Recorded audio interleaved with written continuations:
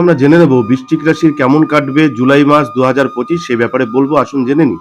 প্রেম সম্পর্কের কথা বললে এই মাসে আপনার ব্যক্তিগত সম্পর্ক একটু টানাপোড়েনের মধ্যে দিয়ে যেতে পারে। মনের মধ্যে সন্দেহ বা অহং না ঢুকতে দেওয়াই শ্রেয়। বিবাহিতদের জন্য মাসের দ্বিতীয়ার্ধে আবার ঘনিষ্ঠতা বাড়বে। যারা সিঙ্গেল তাদের জন্য জুলাইয়ের মাঝামাঝি সময় নতুন প্রেমের সূচনা হতে পারে। পারিবারিক জীবনের কথা বলতে হলে পরিবারের দায়িত্ব কিছুটা বেড়ে যাবে। পিতামাতার স্বাস্থ্য নিয়ে সচেতন থাকুন। ভাই বোনের ভাই বোন বা কাছের আত্মীয়দের সহায়তা আপনার কিছুটা সমস্যার সমাধান এগিয়ে দেবে। কর্মজীবনের কথা বলতে গেলে চাকরিজীবীদের জন্য 13 জুলাইয়ের পর থেকে কিছু বড় সাফল্যের সম্ভাবনা রয়েছে। পুরনো কোনো প্রজেক্টে বাহবা পেতে পারেন। ব্যবসায়ীদের জন্য লগ্নি করার সময়, অনুকূল সময় 11 তারিখের পর।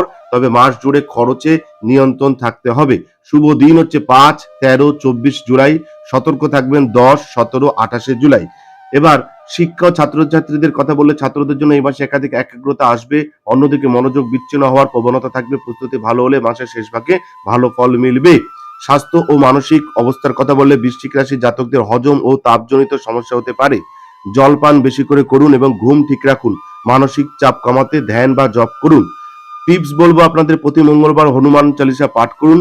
ওং ক্রা কৌ কৌ সং ভৌমায় নম এই মন্ত্র 11বার জপ করুন।